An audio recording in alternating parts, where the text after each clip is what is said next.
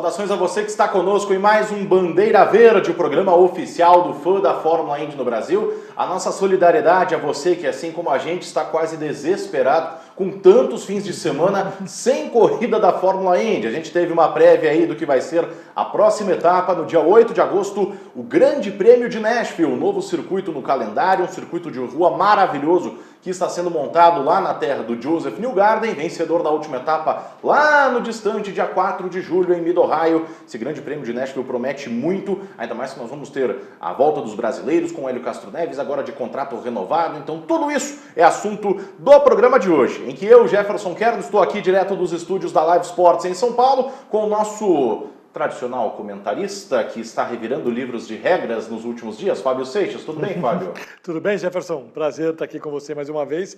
E é nosso papel, né? Enquanto não temos corrida, não temos carro na pista disputando, teve até teste privado na semana passada, mas estamos aqui trazendo noticiário, trazendo informação, trazendo curiosidades para o fã da Indy, e hoje com um papo muito bacana, um papo bastante legal. Um papo muito legal, e o nosso convidado é o seguinte, é um cara que pela sua experiência na TV, alguns dizem que ele seria o Paul Page brasileiro, em referência a seu amigo que foi um lendário narrador da televisão americana, mas por sua atuação de tanto tempo, de quase 40 anos com a IndyCar, outros consideram que ele seria talvez um Roger Penske tupiniquim. Eu estou falando de Willi Hermann, comentarista por tantos anos da Fórmula Indy na TV, que há 4 décadas praticamente atua no mundo da IndyCar. Satisfação falar com você aí, Willi. Satisfação, Jefferson. Fábio, que bom estar com vocês. Saudades dos nossos almoços e dos nossos bate-papos. Boa. Willi, como é que você tem acompanhado essa temporada da Indy? Acho que muita gente talvez tenha começado o ano imaginando que teríamos uma outra temporada com o Dixon sobrando, depois do que aconteceu no ano passado, e de repente chegou uma molecada e que está acelerando e hoje liderando o campeonato. Do ponto de vista de torcedor, de amante da velocidade, e do ponto de vista também do homem de negócios que hoje está com a marca da Fórmula Indy, como é que você está vendo essa troca de guarda, ou pelo menos esse duelo de gerações hoje na Fórmula Indy, Willi? Olha, Fábio, o duelo de gerações, ele é muito bacana e ele é a parte natural da continuidade do automobilismo. Agora, além dessa parte do duelo de gerações, que na realidade já começou o ano passado, quando o Colton Herta ganhou corrida, o Pato O'Ward começou a andar bem, mesmo o Alex Palou andou bastante bem já o ano passado. Agora, a coisa que mais me surpreendeu como fã da Fórmula Indy foi essa mudança na equipe Ganassi. A equipe Ganassi foi sempre uma equipe de um piloto só, que é o Scott Dixon, e, na realidade, todos os outros pilotos eram meros coadjuvantes. Esse ano, alguma coisa aconteceu, e, além da chegada da nova geração, nós estamos vendo também um novo regime atuando na Chip Ganassi. Que teve vitórias com 3 dos seus 4 pilotos, né? E o quarto que é o Jimmy Johnson, que é um caso totalmente à parte, por toda aquela adaptação. São 4 vitórias da Ganassi em 10 corridas, realmente é uma coisa que chama muito a atenção, indo talvez na contramão da Penske, que teve o 6º pior começo de temporada da sua história. Foi vencer só na 10ª etapa, na última prova lá em Mid-Ohio. Como é que você avalia também esse momento da Penske, Willi? Tem alguma relação você ter um cara como Roger Penske agora dono da categoria e isso enfraquecer de alguma forma a equipe por não ter o próprio capitão ali no pit wall, dando as coordenadas, dando as orientações, enfim? Olha, não, Jefferson, eu acho que a falta do Roger Penske diretamente ligado à equipe não é uma coisa causou essa perda de rendimento, de performance. Em anos passados, nós já vimos a equipe Penske passar várias vezes por maus momentos. Eu acredito que a equipe Penske ela continua no mesmo patamar que ela estava já no ano passado, mas nós temos 2 ingredientes novos. A sorte não ajudou a equipe Penske esse ano, em especial o Joseph Newgarden.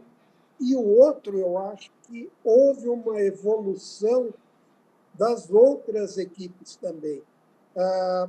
A McLaren passou a ser um competidor sério nesse jogo, e a Ganassi, que era uma ameaça, que era um competidor com um piloto só, agora se tornou um competidor com 3 pilotos brigando pela vitória.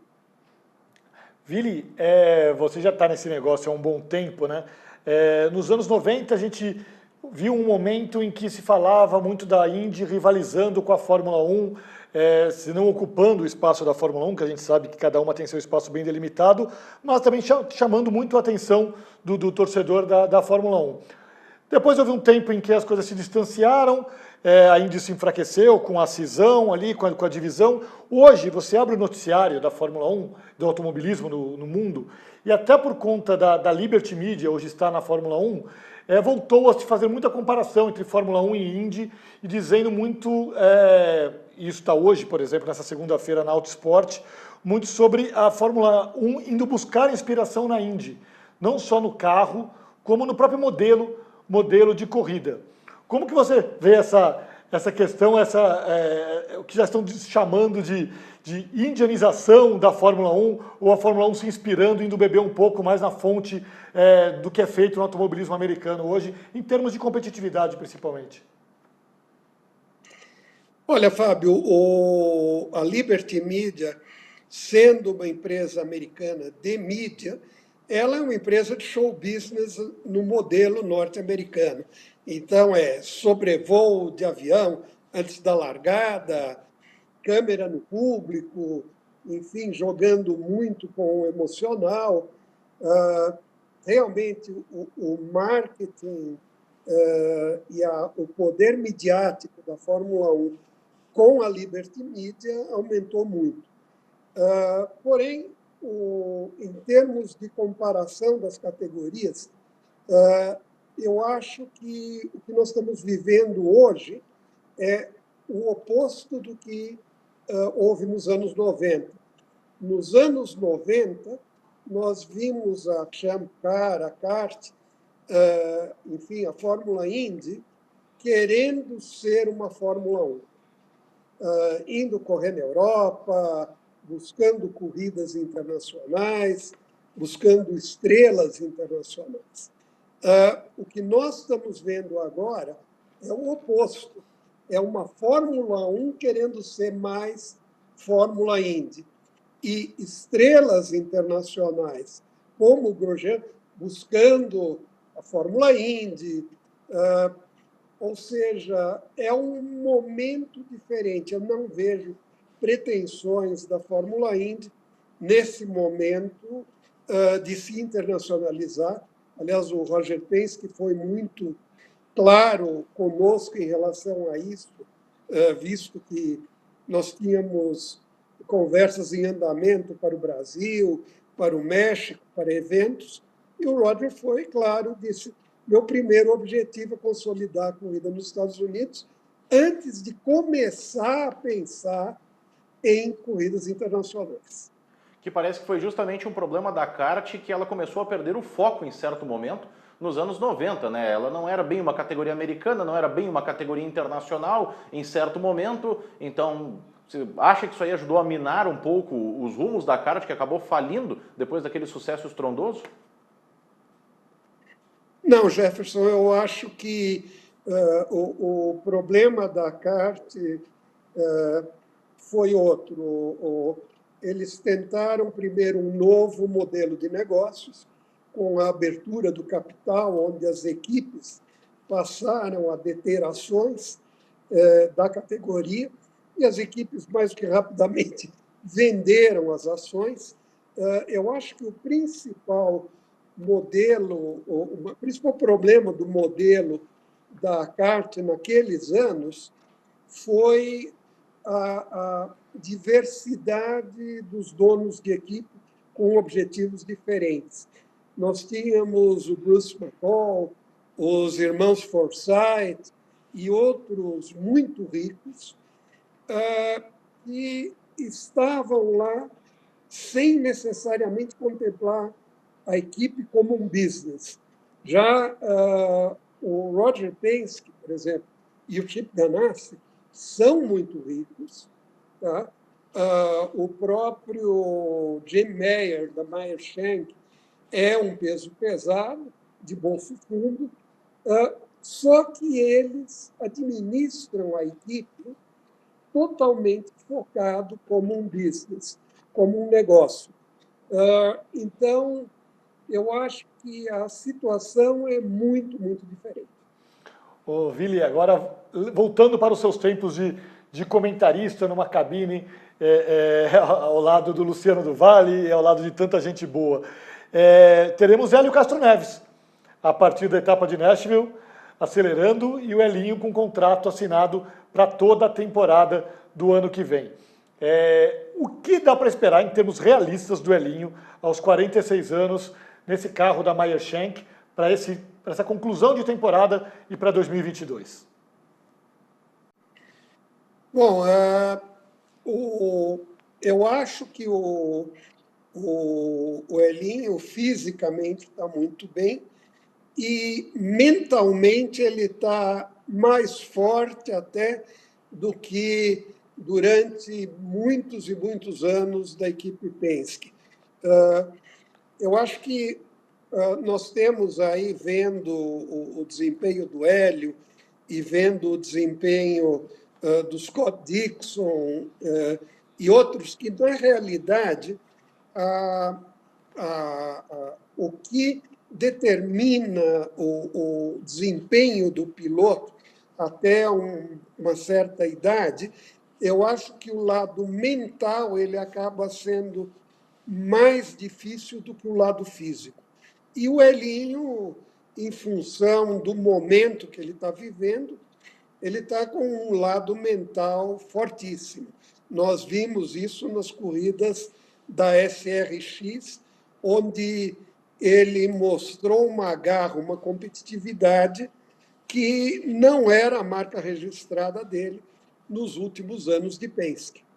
Só completando o que o Vili falou, a gente teve na semana passada o Christian Fittipaldi aqui, que ele bateu justamente nessa tecla do lado mental. Ele falou, depois de tanto tempo correndo, desde criança praticamente, chega uma hora que eu não aguentava mais. Eu queria colocar a cabeça no travesseiro e dormir. E o Elinho é o contrário, parece, né? É impressionante. Ele quer competir e está se divertindo. Custo. A etapa da SRX, que o Vili também se referiu, a última, o Elinho disse que não conseguiu ir bem, não conseguiu um bom resultado, porque destruiu os pneus na ânsia por vencer, na loucura que ele estava para tentar vencer aquela corrida. Ou seja, um cara que é 4 vezes campeão de Indianápolis, estava correndo no oval, em Nashville, inclusive, né? Mas queria ganhar, queria bater todo mundo e queria ganhar aquela corrida também. E teve uma prova que ele se estranhou com o Scott Speed, né? Porque o Scott Speed dá um toque meio Paul Tracy no Hélio Castro Neves, o Hélio Castro Neves dá de volta no Scott Speed, e eles até discutem depois da corrida. Acho que a última e talvez única vez que eu vi o Hélio Castro Neves daquela forma foi quando ele ficou muito bravo, muito zangado com o Brian Barnhart numa prova em Edmonton, que teve toda uma discussão na relargada. Quero dizer, a gana que o Hélio Castro Neves está, e a gente percebe isso em redes sociais, e você talvez por outras formas de convívio, Vili, é uma coisa impressionante, ainda mais com a idade que ele está, de 46 anos. Né?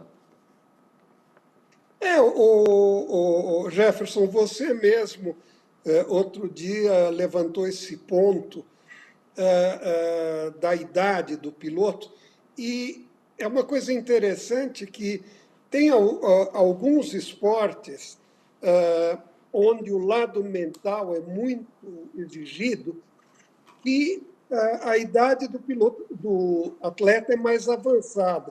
Na maratona mesmo, a gente vê os maratonistas já com uma idade maior do que aqueles que correm 100 metros ou coisa assim. Tá. Vili, vamos falar um pouco de passado, então, até para quem não conhece a sua história. Como você foi parar nesse negócio, Vili? Quem chegou para você e falou, olha, tem um negócio chamado Fórmula Indy ali, que achei legal você dar uma olhada. Como que foi isso? Bom, essa história é muito longa. Na realidade, o primeiro contato que eu tive com a Fórmula Indy, eu devia de ter uns 14 anos, 13 anos, e eu ganhei um livro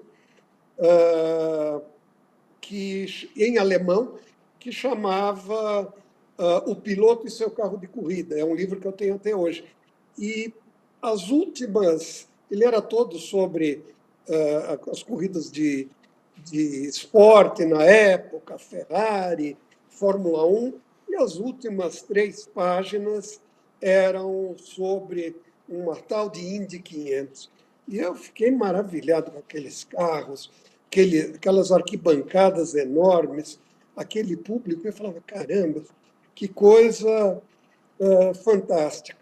E as coisas foram acontecendo, e num dado momento, um grande amigo meu, o Tony Correia, me pôs em contato com o Emerson Fittipaldi, que na época tinha saído da Fórmula 1, estava correndo de superkart no Brasil, e eu fui conversar com ele e surgiu a ideia de uma possível volta dele à Fórmula 1 com um carro do Fulvio Balábio, que tinha um Mickey pintado.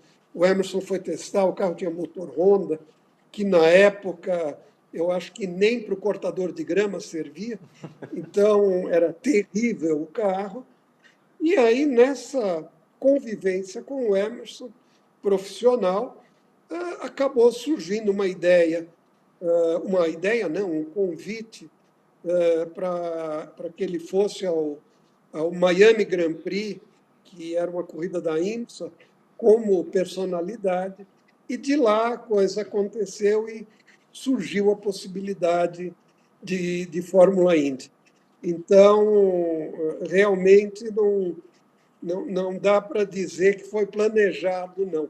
Foi a mão do destino que foi me levando e acabei na Fórmula Indy, onde eu estou até hoje. Ô Vili, Fórmula Indy é um nome que a gente utiliza só no Brasil. Você é uma espécie de pai desse nome? Conta essa história pra gente.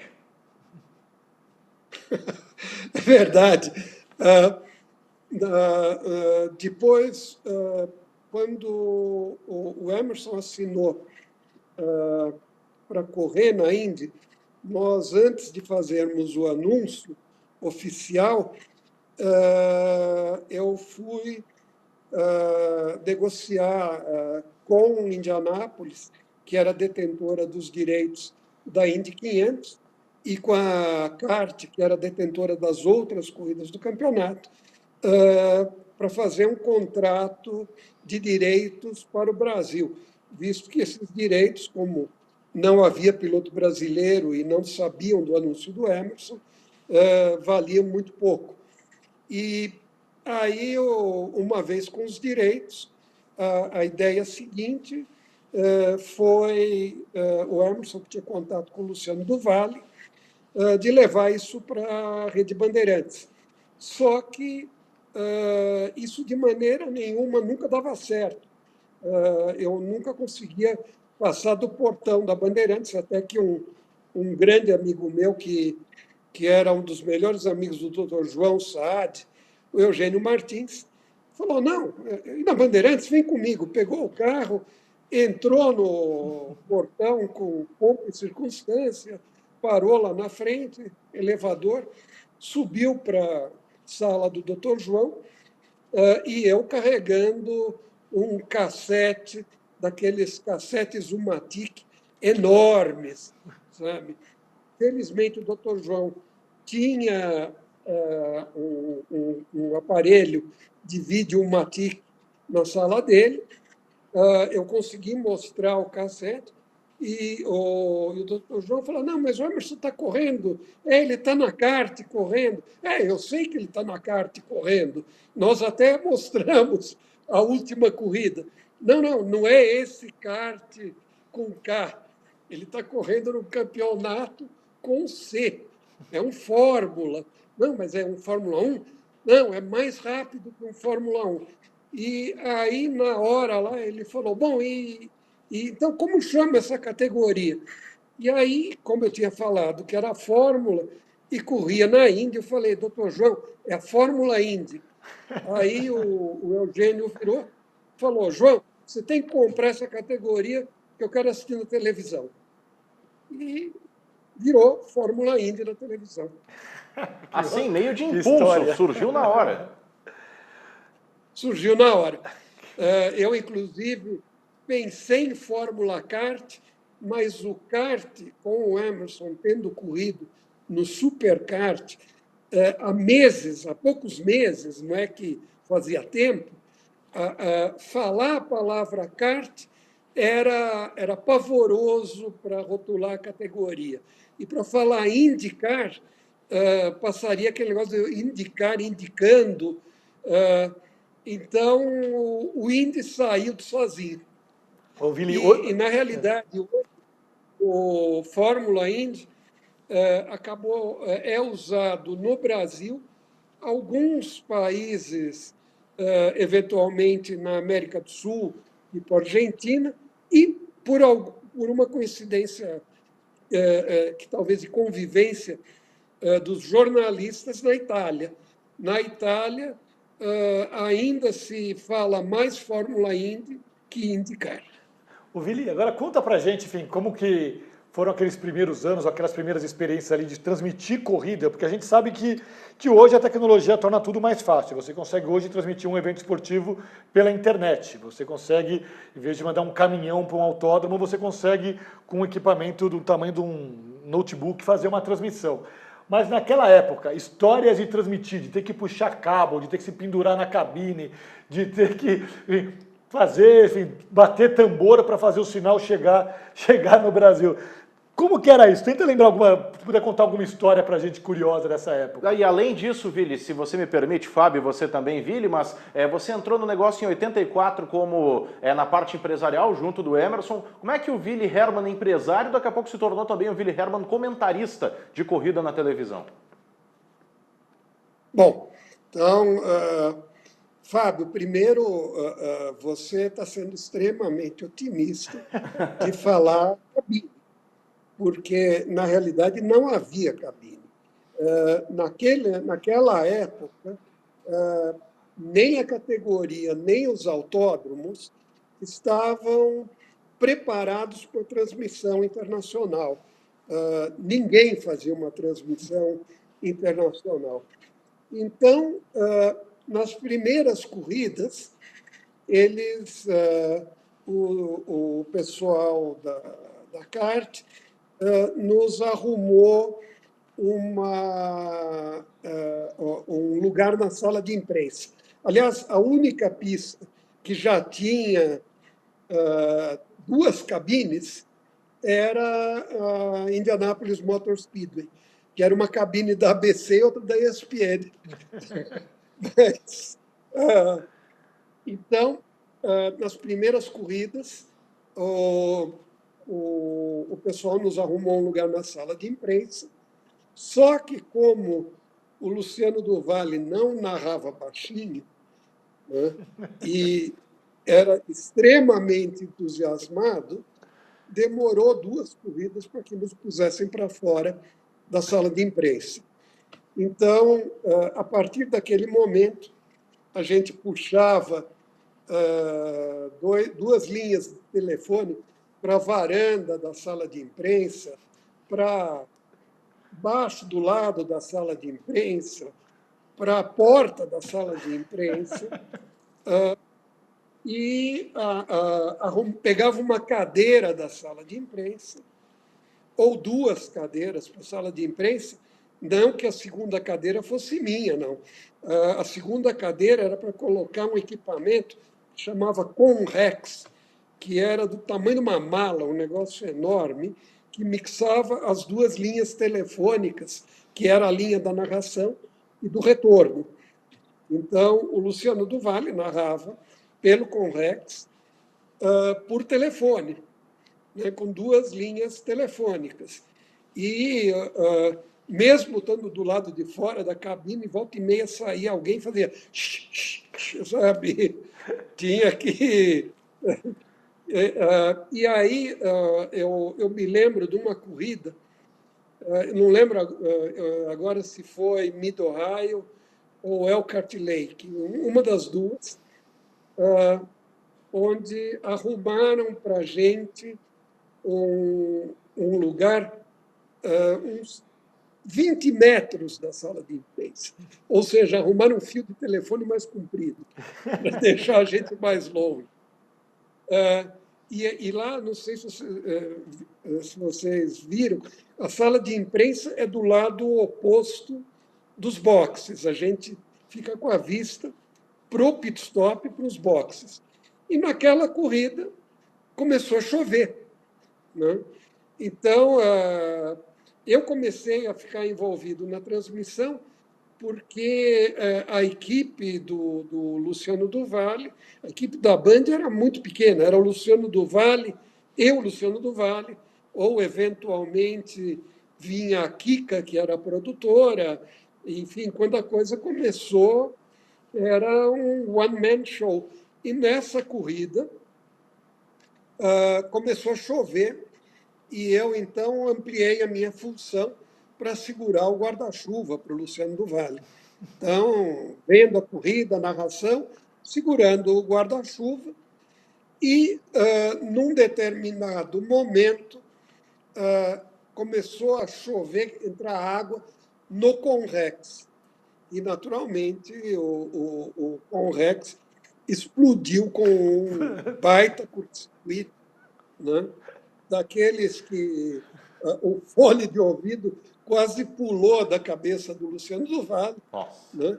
E ele saiu correndo, plugando o telefone e continuou narrando com dois telefones, um em cada orelha, um narrando, o outro ouvindo o retorno. E o pessoal da sala de imprensa furioso com a gente, porque metade da sala de imprensa ficou sem luz, porque naturalmente caiu. Na época não era nem disjuntor, era fusível. Então era mais complicado ainda de trocar um negócio de cerâmica, era uma coisa pavorosa. Então, nesse primeiro ano, realmente, nós não fizemos muitos amigos, tirando o Jack Arute e o Paul Page, que realmente tinham muita paciência com a gente. O pessoal das corridas já não foi bem assim. Já o Jefferson, qual foi a sua pergunta mesmo? Você entrou no mundo da Fórmula Indy pelo lado empresarial, que você exerce até hoje, mas em que momento o Vili empresário tornou-se também o Vili comentarista na televisão? Pois é. À medida que as coisas foram melhorando, a gente começou a achar suítes, lugares um pouco melhores para assistir a corrida e para narrar a corrida. Inclusive, tinha tipo de um cômodo, parecia um container, que ficava em cima do telhado da arquibancada da Indianapolis Motor Speedway, lá onde ficam os spotters, que a nossa visão era até melhor que a da ABC. E eu ficava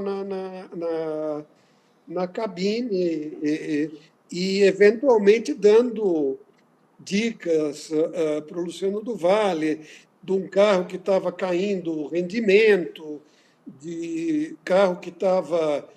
A gente estava vendo o pneu indo embora, alguma coisa, qual equipe a gente podia esperar um pit stop melhor, um pit stop pior. Enfim, eu ficava, quando em off, ficava dando alguns comentários, fazendo alguns comentários, e depois, e numa Indy 500, o Luciano me perguntando as coisas e eu comentando alegremente aquela coisa, entusiasmado, e falando de um raio de uma fumacinha que saía do carro do Al Unser Jr., que o carro do Al Unser Jr. tinha uma coisa que ele, na época da equipe Gales, os carros da equipe Gales, eles jogavam, eles saíam com mais óleo na caixa de câmbio, e esse óleo saía para fora, caía no escapamento, e o desgraçado do carro soltava fumaça a corrida inteira, só que o rendimento não caía, que era uma coisa extremamente frustrante para mim.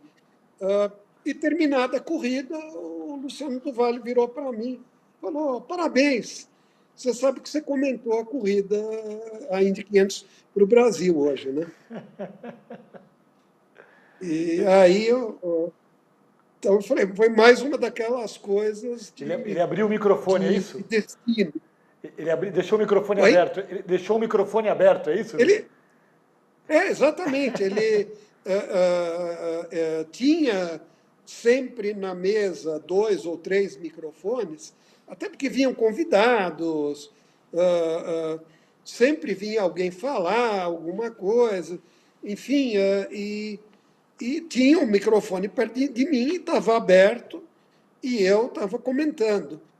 E como eu passava muito tempo junto das corridas, praticamente o mês de maio inteiro na 500 milhas, e, e também chegando quinta, quarta-feira para as corridas, é lógico que eu tinha curiosidade de saber muita coisa, então com isso, eu comecei a ter amigos ou conhecidos em várias equipes, o próprio pessoal do pneu, dos pneus da Goodyear, depois da Firestone, que dividiam informações comigo.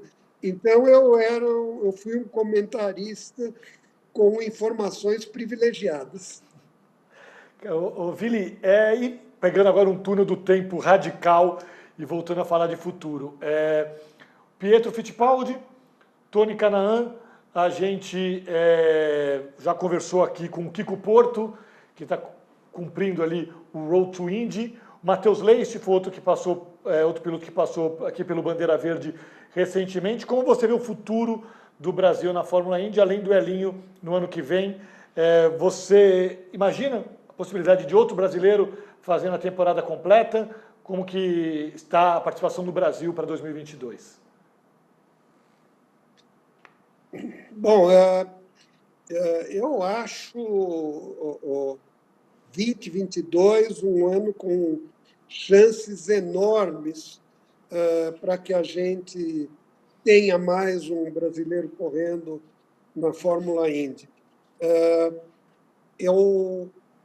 Em todos os anos que eu acompanhei a categoria, eu nunca vi uma evolução de grid, um crescimento de grid tão rápido como a gente viu esse ano e o que está se projetando para o ano que vem.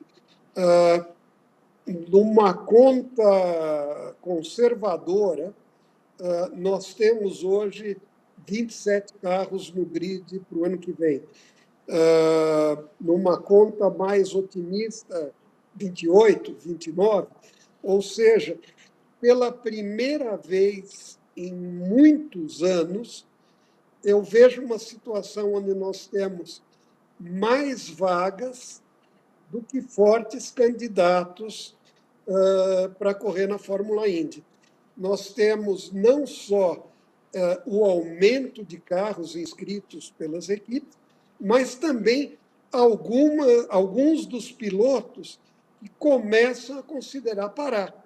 Então, o próprio Takuma Sato, Ryan Hunter-Reay, enfim, e é a mesma coisa que nós falávamos no começo do programa. É muito mais o lado mental do que o lado físico para eles. E até o lado empresarial. O Takuma Sato, ele está vivendo um momento empresário na carreira. Tipo, ele já está pensando o que eu vou fazer esse ano, o ano que vem, para quando eu não estiver mais correndo. E lógico que isso impacta no desempenho. Isso tira parte do foco do piloto. Então, o Tony Kanaan, ele fez um contrato de 2 anos para os ovais, ele continua no carro do Jimmy Johnson nos ovais, então eu não acredito que mude muito disso, eu não vejo abrindo uma oportunidade nesse momento para o Tony Kanaan nos mistos, mas já o Pietro, sem dúvida, é um piloto que está no radar das equipes da Fórmula Indy. Eu falando com pessoas de várias equipes, por mais que ele tenha uma proximidade muito grande com o Dale Coyne, muitas equipes têm ele, vamos dizer, num shortlist, pensando para o futuro. Outros pilotos, eu acho que tanto o Pipo Derani como o Felipe Massa, o Felipe Nasser não. O Felipe Massa está muito quietinho, está muito bem na Stock Car. O Nasser e também o Sérgio Sete Câmara. Eu acho que nós temos vários pilotos aí. Lembrando que o Sete Câmara testou com a Carlin no começo do ano passado em Austin. Então, nós temos vários pilotos que têm condições de serem competitivos, de brigar por esses lugares, por essas vagas. E a outra coisa, indo um pouco mais longe, com o Kiko Porto, o Road to Indy realmente se consolidou como a melhor plataforma do automobilismo mundial para desenvolvimento da carreira de pilotos. A própria Andretti, hoje, ela praticamente tem 2 carros que ela dá como certos no ano que vem. O carro do Colton Herta e o carro de algum piloto deles na Indy Lights, que venha a vencer o campeonato e, com isso, tenha esse bônus de $1 milhão para trazer, para evoluir para a Fórmula Indy. E, no passado, esse bônus de $1 milhão era visto como um ingrediente financeiro atrativo. Hoje em dia, depois do Pato O'Ward e do Colton, os donos de equipe também estão vendo que a nova geração pode ser extremamente competitiva, muito rápida. Vili, para que a gente encaminhe também o final da sua participação aqui, para não estourarmos demais o tempo, eu queria que você fizesse um balanço do que você espera do futuro da Fórmula Indy, além das questões de número de carros no grid, mas número de provas, terceiro fornecedor de motor, se vamos ter mais circuitos ovais, que é uma coisa que as pessoas sempre perguntam, e também um balanço sobre o futuro da Fórmula Indy no Brasil. Se talvez daqui a, sei lá, 4, 5, 6 anos a gente pode ter uma prova de novo, questões mesmo de exibição e etc, que você sempre esteve à frente. Queria que você fizesse esse exercício de futurologia aqui conosco para projetar aí rumos da Fórmula Indy. Bom, Jefferson, vamos lá. O Roger, quando no começo desse ano, o Roger Penske, das reuniões que ele teve com os donos de equipe, e tinha todas essas perguntas e mais umas outras 200 que ele naturalmente não respondeu, e ele falou o seguinte: olha, um grid forte com equipes fortes é o foco do meu modelo de negócios. A partir do grid forte, equipes fortes e boas corridas, o resto vem atrás. e realmente ele está conseguindo isso está se provando. Nos Estados Unidos,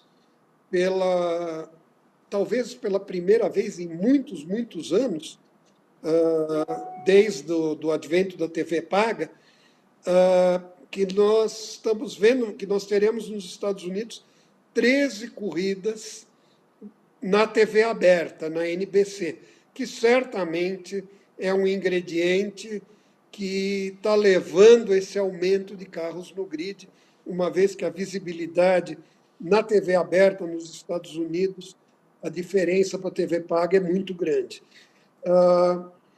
Então, eu vejo essa consolidação que o Roger está buscando nos Estados Unidos acontecendo, e eu acho que em mais 2 anos ela deve se completar. Em termos de corrida, eu não me surpreenderia que nós viéssemos a ter mais uma corrida em 2022, que o campeonato passasse de 17 para 18 corridas, e não descartaria a pista de Richmond, Virgínia, que é um oval, ou possivelmente a volta de Iowa, que também é um oval que rendeu boas corridas para a Fórmula Indy, tem um modelo econômico sustentável e, na realidade, não está no campeonato de 2021 por conta da pandemia, que não permitia o acesso de público, uma vez que a receita de bilheteria, no caso de Iowa, é fundamental para o modelo financeiro. Então, acho que não ficaria surpreso se em 22, 23 a gente fosse aí para um modelo de 18, talvez 19 corridas. Não acredito que passe de 20. O número tido como ideal é o número de 20 provas. Isso pela maior parte das equipes e pelo pessoal do marketing para a venda de patrocínio, enfim, para toda essa coisa. Acredito que, com isso, nós temos, de um lado, uma competição muito grande de locais, pistas na América do Norte, ocupando o campeonato e, com isso, diminuindo o espaço para o Brasil. E para o México também. Porém, a Fórmula Indy ela é muito consciente dos valores dela. Então, ela sabe o valor que ela tem no Brasil, ela sabe o valor que ela tem com o Hélio Castro Neves correndo. Então, eu acredito que, se o modelo econômico do Brasil vier a permitir uma corrida, isso pode acontecer daqui a 2, 3 anos, mas depende tanto da economia brasileira quanto de pilotos brasileiros bem-sucedidos participando, porque são eles que atraem os patrocinadores e o público para o evento. Mas eu não descarto. O Brasil tem, para a Fórmula Indy e mesmo para o Roger Penske, um modelo de sucesso. Nas provas que nós realizamos no AMB, mesmo com a parte do sambódromo escorregadia ou com o dilúvio no outro ano, enfim, todas as provas aconteceram e foram entregues no modelo que foi contratado. Então, o Brasil tem um track record de promotores bastante bom. Maravilha. Vili, muito obrigado pela sua atenção, sempre uma aula gratuita, conversa com você. E vamos nessa, como você mesmo diz, aceleramos juntos com a Fórmula Indy numa temporada sensacional, que vai ser melhor ainda agora com o retorno do Elinho. Brasileiros em todas as provas da reta final de 2021, em todo o próximo ano. Muito obrigado, um grande abraço para você. Obrigado, Jefferson, Fábio. Foi muito bom estar com vocês no Bandeira Verde. E lógico que logo vamos estar juntos de novo, né? Vamos lá, sem sombra de dúvida. Obrigado, Willi Hermann. Obrigado a você, Fábio Seixas, pela companhia em mais um Bandeira Verde. Quando ele falou ali de pilotos veteranos se aposentando, senti um sobressalto seu, mas ele não falou do Will Power. Então fique tranquilo, o Will Power deve continuar para seu júbilo nos próximos anos. Com isso, poderia encerrar o programa com muito mais tranquilidade. Você continue ligado nas redes sociais da Fórmula Indy. Tem estreia aqui no YouTube, a faixa clássica, todas as quintas-feiras, pelo menos nessa entre-safra de corridas, a gente está resgatando uma corrida clássica da Fórmula Indy, de preferência que os brasileiros se deram bem, e fazendo uma nova narração em português, ao vivo, a gente interage com você no chat. Fique ligado nessas e em outras novidades que a gente prepara para você, enquanto aguardamos o esperadíssimo 8 de agosto com a volta da Fórmula Indy, o Grande Prêmio de Nashville, com o Hélio Castro Neves de volta à categoria. Obrigado mais uma vez. Na próxima segunda-feira nós temos mais Bandeira Verde por aqui. Continue ligado e até a próxima.